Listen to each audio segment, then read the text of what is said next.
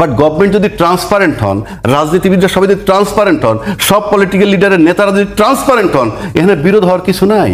কারণ হচ্ছে রবি ঠাকুর আর নজরুল যখন একসাথে বসে এখানে লড়াই হয় না, কিন্তু রাজ্জাকের সাথে রবি ঠাকুরের বসায় দেন, দেখবেন মারামারি হবে। বাংলাদেশে ক্ষমতার পালাবদল বহুত হয়েছে না? পালায় গেছে কে? এক শেখ হাসিনা। সংবিধানকে আপনাকে পারমিশন দেয় যে আপনি ক্ষমতা থেকে চলে যাবেন, আপনি সাংবিধানিক দায়িত্ব বুঝাই দিয়ে যাইতে হবে আপনাকে। কিন্তু অপারেশন করতে গিয়ে দেখে ইট ইজ টেকিং 4, 5, 7 আওয়ার্স। তার মানে পরবর্তী মুহূর্ত আপনার জন্য কি আসতেছে আমি তা জানি না।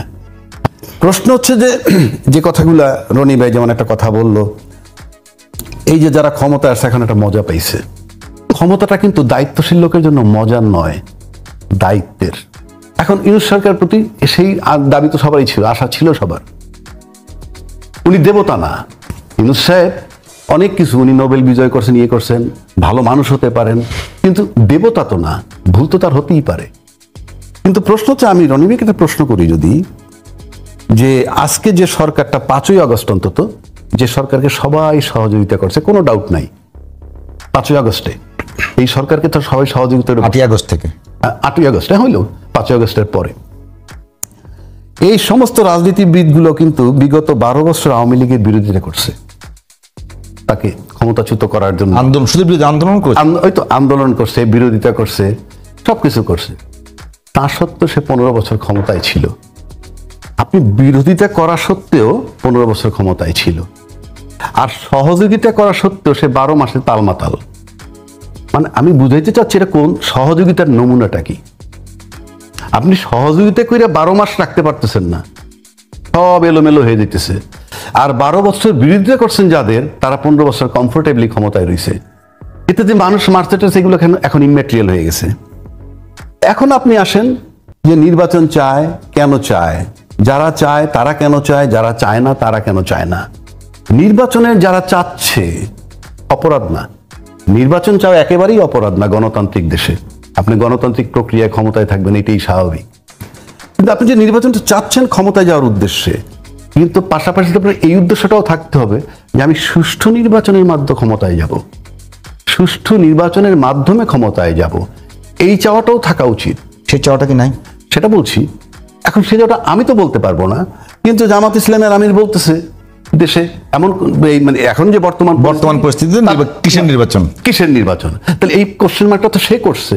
তারটা যদি আমি ধরি, সে তো মাঠে রাজনীতি করছে, আমি করতেছি না, সে তো করতেছে। He has raised A question. On the other hand, আমি যদি সাধারণ লোক হিসাবে দেখি, আপনি কিন্তু বিগত দিনগুলো যারা নির্বাচনে যায়নি কিংবা গিয়ে হোঁচট খাইছে, তাদের কিন্তু একটাই ছিল যে level playing field. Level playing field কিন্তু বাংলাদেশের নির্বাচন সবসময় একটা বড় ইস্যু। এই প্রশাসন দীর্ঘ 3টা নির্বাচনের পিছনের 8 বাদ দিলাম, 14, 18, 24-এ লেভেল প্লেইং ফিল্ড দিতে পারেনি। তোলে রাজনৈতিক দল বিএনপি প্রশ্ন তুলেছে যে এটা নিয়ে এখন নির্বাচনে টালবাহানা করা হচ্ছে, তাদের তো খুব অযৌক্তিক। না, নির্বাচনের জন্য তালবাহানা এই সরকার করছে কি না, এই তো কথা। আপনি আজকে এই মুহূর্তে যে নির্বাচনটা, এই জাস্ট এই মুহূর্তে আপনি নির্বাচন দেন, আমি এই সরকারের ব্যাপারে নিশ্চিত আপনাকে কয়েকটা কথা বলি। আমার ধারণা, আমারটা অ্যাবসলিউট নাও হতে পারে, এই সরকার কোনো সাংবিধানিক সরকার না। এই সরকারের যে বর্ণনাটা সে সংবিধানে নাই। তিনি অন্তর্বর্তীকালীন সরকার, সংবিধানে নাই।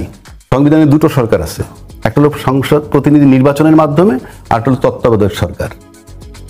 এই অন্তর্বর্তীকালীন সরকার সংবিধানে নাই এবং তার কোনো কমিটমেন্ট নাই, তার কোনো মেয়াদ নাই। কিন্তু উনি একটা মেয়াদ বহু আগে দিয়ে দিচ্ছেন, ডিসেম্বর থেকে জুন এর ভিতরে উনি নির্বাচন দিয়ে চলে যাবেন। সেখানে আবার কথা আছে, বলছে অল্প সংস্কার চাইলে ডিসেম্বরে, বেশি চাইলে জুনে। এখন ডিসেম্বর থেকে ফেব্রুয়ারির মাঝামাঝি সময় মাত্র 1.5 মাস। তাহলে কোন সংস্কারে যাচ্ছে? ডিসেম্বরে তো নির্বাচন দেওয়ার কথা যদি অল্প চায়, কিন্তু সেখানে ফেব্রুয়ারি 15 যদি নির্বাচন হয়, তরকারি খাতে ধরে নেই, তাহলে এই ফেব্রুয়ারি 15 পর্যন্ত কোনটা হবে? অল্পের একটু বেশি। আমরা সরকারকে যে বিষয়গুলো বলি, যে কোনো ঘটনার জন্য দায় সরকারকে নিতে হয়, কিন্তু আপনাকে প্রথম বিবেচনায় নিতে হবে বাংলাদেশে বর্তমান যে সরকারটা আছে, বাংলাদেশ জন্মের পরে, পৃথিবীর আলাপ বাদ দিলাম, বাংলাদেশ জন্মের পরে এরকম একটা সরকার আপনি বাংলাদেশে দেখছেন কিনা যে একটা সরকার যদি এরকম দুইটা ভাগ করি, এই পাশে হইলো পতিত সরকারের রাষ্ট্রপতি আর এই পাশে হইলো এনটি আওয়ামী লীগ একটা সরকার, এইটা জন্মের পরে দেখছেন আপনারা? দেখেন নাই। তো এই পিকুলিরিটি আপনাকে মাথায় নিতে হবে, যেটা নিয়ে কাজ করতেছে আজকে 11 মাস। 1 নম্বর। 2 নম্বর, আপনি কি দেখছেন আমাদের দেশে সেগুলো ঠিক করছে না কেন? ঠিক করবেন কিভাবে? আপনি যে কোঅপারেশন বললাম না একটু আগে, ইউনিট সরকারকে সবাই কোঅপারেট করতেছে, তাতে সে 11 মাসে তালমাতাল। এটাকে বলে কোন কোঅপারেশন? এক জায়গায় বিরোধিতা করে 15 বছর ক্ষমতায় থাকলো সে, আর আপনারা কোঅপারেশন করে তার 11 মাস রাখতে পারতেছেন না। আপনাকে বুঝতে হবে এটা কোন কোঅপারেশন। আমার এই মিথ্যা বলার কিছু না, আমি যা বিশ্বাস করি আমি তাই বলছি।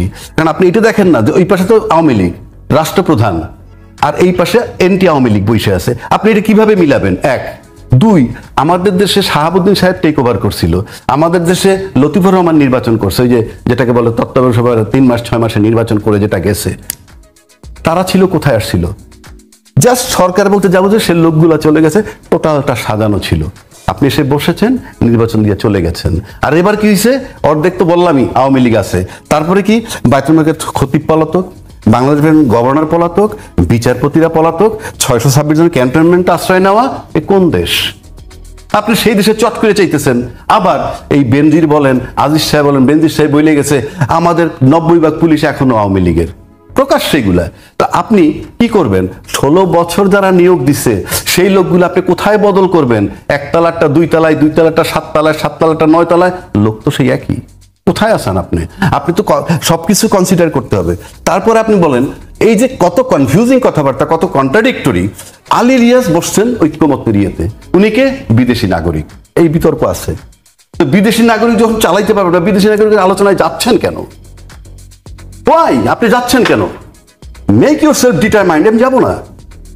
আপনি যদি ওইটাই মনে করেন তাহলে বিদেশি নাগরিক অধীনে যাচ্ছেন কেন? একদিকে বিদেশি নাগরিক বলতেছেন, আবার যাচ্ছেন।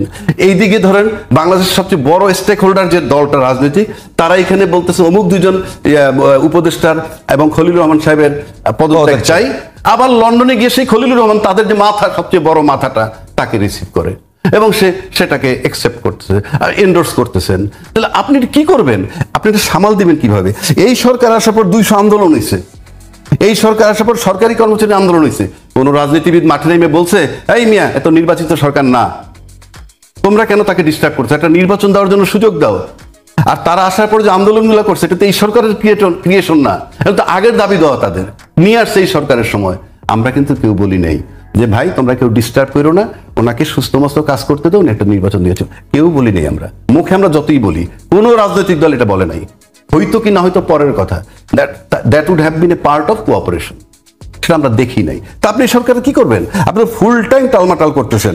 বিচারপতি ভাই একটা কথা বলছে। আচ্ছা, আর একটা জিনিস দেখেন, আপনি বাংলাদেশে ক্ষমতার পালাবদল বহুত হয়েছে না? পালায় গেছে কে? শেখ হাসিনা।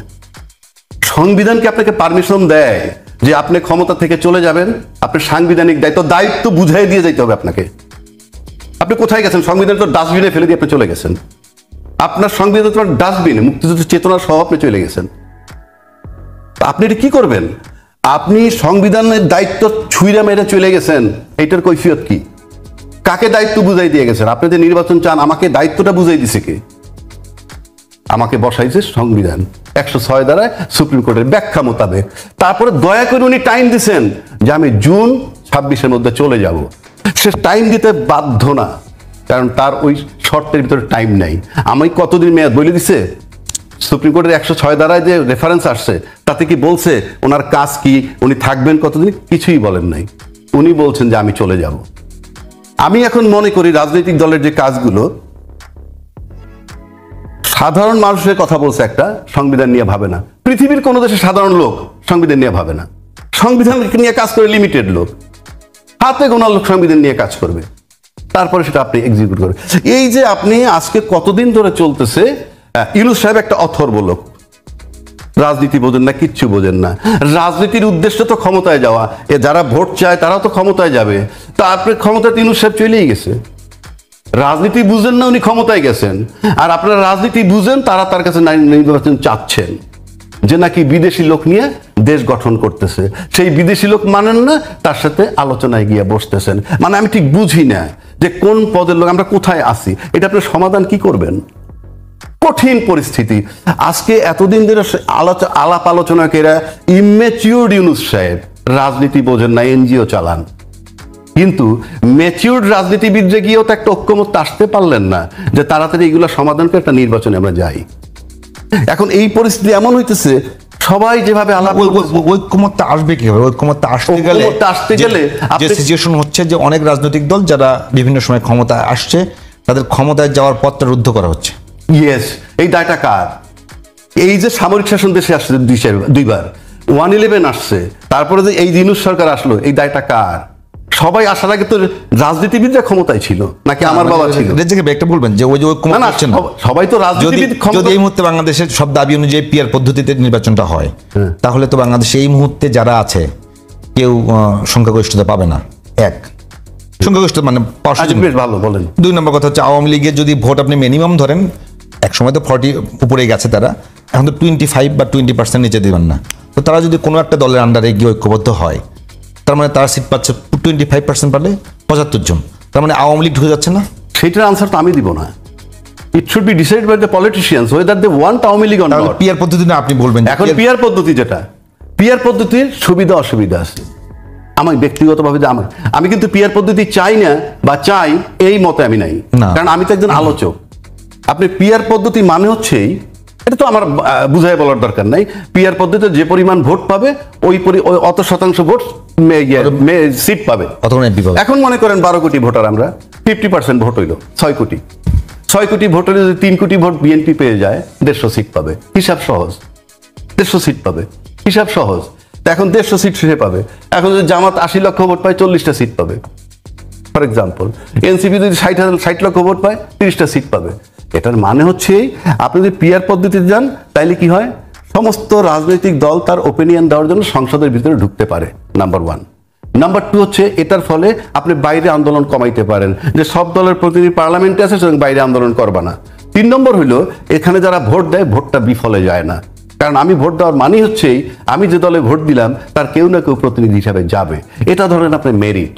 আর ডিমেরিট যদি ধরেন, একটা দুর্বল সরকার হবে। বাট গভর্নমেন্ট যদি ট্রান্সপারেন্ট হন, রাজনীতিবিদরা সবাই যদি ট্রান্সপারেন্ট হন, সব পলিটিক্যাল লিডারের নেতারা যদি ট্রান্সপারেন্ট হন, এখানে বিরোধ হওয়ার কিছু নাই। কারণ হচ্ছে রবি ঠাকুর আর নজরুল যখন একসাথে বসে, এখানে লড়াই হয় না, কিন্তু রাজ্জাকের সাথে রবি ঠাকুরের বসায় দেন, দেখবেন মারামারি হবে।